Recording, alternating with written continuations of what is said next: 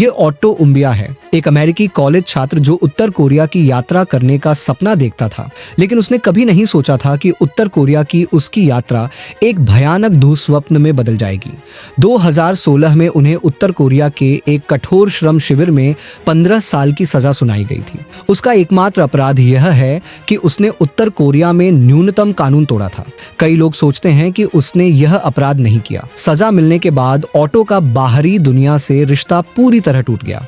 लगभग 1 वर्ष के बाद अमेरिकी सरकार ऑटो को वापस घर लाने में सफल हो गई, लेकिन जब वह घर लौटा तो ऑटो अब वही व्यक्ति नहीं रह गया था। वह पूरी तरह से टूट चुकी हालत में था। उसके हाथ और पैर बुरी तरह मुड़े हुए थे, उसके निचले दांत टेढ़े थे। ऐसा लग रहा था जैसे किसी ने उसके दांतों को चिमटे से ठीक कर दिया हो। लेकिन दुख की बात यह है कि उत्तर कोरिया से घर लौटने के 1 सप्ताह के भीतर ही ऑटो की मृत्यु हो गई। इस बीच उत्तर कोरियाई अधिकारियों ने कहा है कि वे किसी भी तरह से ऑटो की मौत के लिए जिम्मेदार नहीं हैं। उनका दावा है कि बहुत अधिक नींद की गोलियां लेने के कारण उनकी यह भयानक प्रतिक्रिया हुई, लेकिन संयुक्त राज्य अमेरिका ने इनकार कर दिया। उन्होंने कहा कि उत्तर कोरियाई सरकार ने उन पर अमानवीय अत्याचार किया, जिसके परिणाम स्वरूप उनकी मृत्यु हो गई। यदि आप उत्तर कोरिया के मानवाधिकार उल्लंघन के इतिहास पर नजर डालें तो इसमें कोई संदेह नहीं है कि वे ऑटो के साथ बहुत बुरा व्यवहार करते हैं। इस खुली जेल में रहने वाले लोगों के अनुसार यहाँ के गार्ड उन्हें बिना किसी कारण के प्रताड़ित करते हैं। उन्हें खाने के लिए पर्याप्त भोजन भी नहीं दिया जाता। आरोपियों ने भूख के कारण जिंदा कीड़े भी खा लिए और चरम मामलों में उन्हें सार्वजनिक रूप से मार दिया जाता है। आज के वीडियो में हम जानेंगे कि उत्तर कोरिया में रहते हुए ऑटो के साथ क्या हुआ।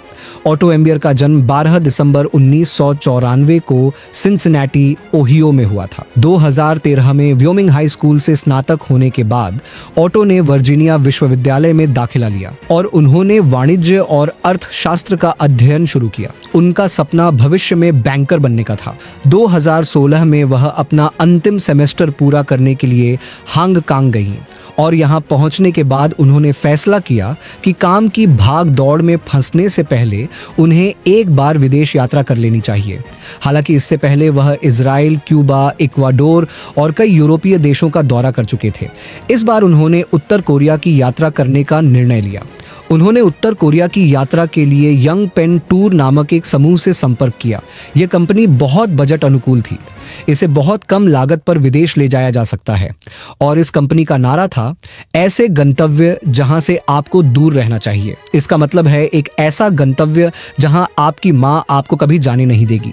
हालांकि विभिन्न देशों से पर्यटक उत्तर कोरिया घूमने आते हैं और उन्हें यहां के सख्त नियमों के अनुसार यात्रा करनी पड़ती है। ऑटो की सबसे बड़ी इच्छा यह देखना है कि उत्तर कोरिया कैसा दिखेगा।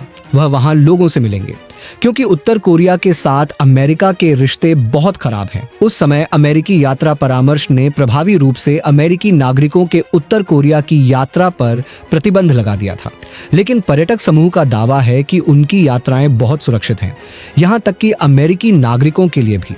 इस यात्रा में कार में 10 अन्य लोग भी थे, जिनमें से अधिकांश कनाडाई और ऑस्ट्रेलियाई थे। केवल ऑटो और उसका एक साथी अमेरिकी थे। 29 दिसंबर 2015 को ऑटो अपने पर्यटक समूह के साथ बीजिंग, चीन से उत्तर कोरिया के लिए रवाना हुए।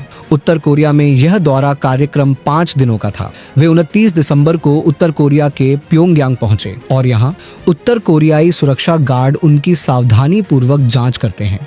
फिर वह अपने दोस्त के साथ उत्तर कोरिया के कुछ प्रसिद्ध पर्यटन स्थलों की यात्रा पर गए और वह सड़कों पर इस प्रकार के कुछ प्रचार पोस्टर देखता है, जिसमें उत्तर कोरिया व्हाइट हाउस पर मिसाइलों से हमला करता हुआ दिखाई देता है और इन्हें देखकर ऑटो समझ जाता है कि क्यों उत्तर कोरिया अमेरिकियों के लिए एक खतरनाक जगह है। लेकिन ऑटो उन्हें अनदेखा कर देता है और यात्रा का आनंद लेना जारी रखता है। फिर वह कुछ उत्तर कोरियाई बच्चों के साथ खेलना शुरू करता है और उन्हें कैमरे में कैद कर लेता है और यह ऑटो का उत्तर कोरिया का अंतिम रिकॉर्ड किया गया फुटेज था। फिर ऑटो अपने ग्रुप के साथ एक बार में जाता है और यहाँ वह थोड़ी शराब पीता है।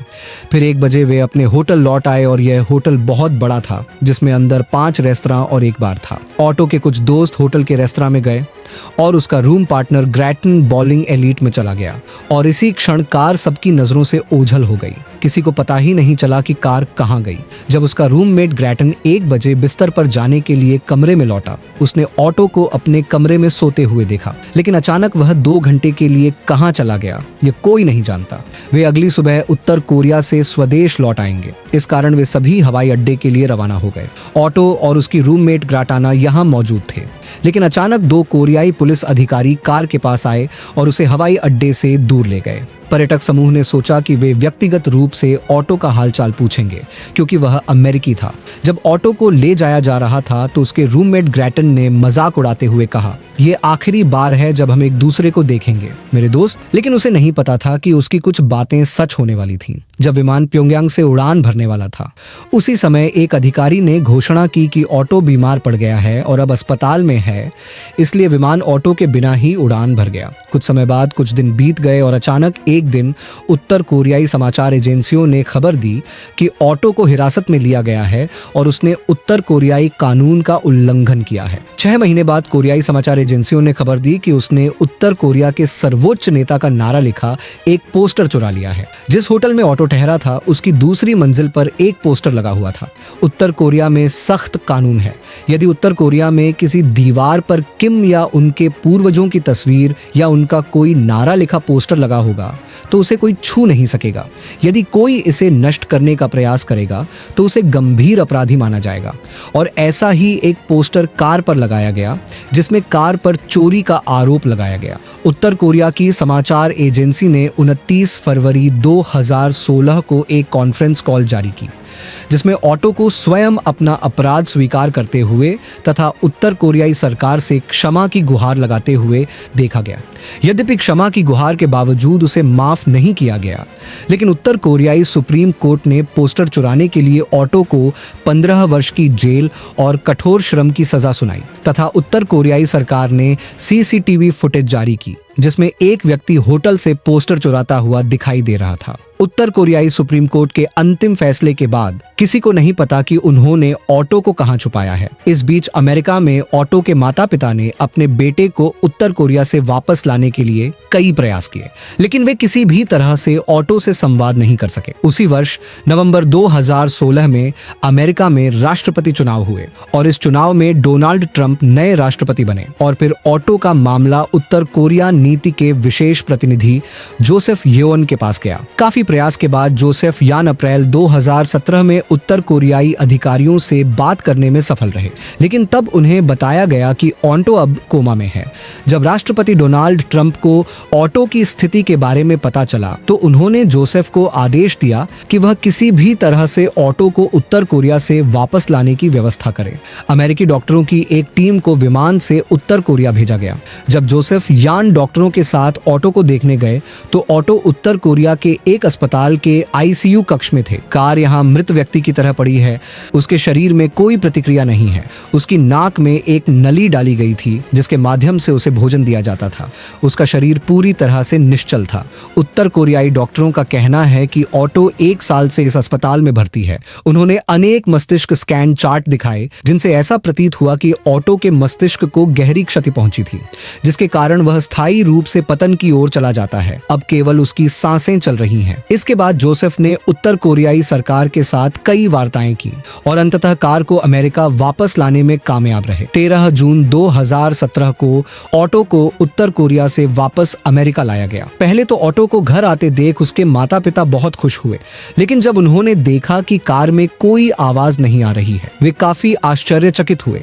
उनका आरोप है कि ऑटो की बेहोशी की स्थिति उत्तर कोरियाई जेलों में अमानवीय यातना के कारण उत्पन्न हुई। डॉक्टरों के अनुसार अपर्याप्त ऑक्सीजन पहुंचने के कारण उनके मस्तिष्क को क्षति पहुंची थी। डॉक्टरों ने यह भी बताया कि ऑटो को हृदयाघात हुआ था, लेकिन उन्हें ठीक से पता नहीं है कि इसका कारण क्या था। लेकिन उसके शरीर पर यातना के कोई निशान नहीं थे। डॉक्टरों ने ऑटो की नाक में डाली गई फीडिंग ट्यूब निकाल दी और 19 जून 2017 को घर लौटने के मात्र 6 दिन बाद ही ऑटो की मृत्यु हो गई। इस घटना के बाद एक उत्तर कोरियाई कैदी जेल से भाग गया और 2023 में अमेरिका आ गया और उसने एक साक्षात्कार में कहा कि उत्तर कोरिया में कैदियों के लिए एक प्रसिद्ध यातना पद्धति है जिसे वाटर बोर्डिंग कहा जाता है। इस पद्धति में अपराधी के पूरे चेहरे और नाक को कपड़े से ढक दिया जाता है और फिर उसे मेज पर मुंह के बल लिटा दिया गया और फिर एक बर्तन से धीरे धीरे उसके चेहरे पर पानी डाला जाता है। इसके बाद असम को डूबने का दर्द महसूस होने लगा। यह यातना बहुत दर्दनाक है और व्यक्ति को सांस लेने में बहुत कठिनाई होती है। आमतौर पर बीच बीच में पानी डाला जाता है ताकि वह थोड़ी सांस ले सके, लेकिन अगर लगातार पानी डाला जाए तो फेफड़े और मस्तिष्क को गंभीर नुकसान पहुंचेगा और कुछ मामलों में तो पीड़ित की तत्काल मृत्यु भी हो जाती है। विशेषज्ञों के अनुसार उत्तर कोरियाई सरकार ने यातना का यह तरीका कारों पर भी लागू किया है और इसके कारण पर्याप्त ऑक्सीजन की कमी के कारण उसका मस्तिष्क क्षतिग्रस्त हो जाता है। दोस्तों, उसका एक ही अपराध था, उसने अभी एक पोस्टर चुराया है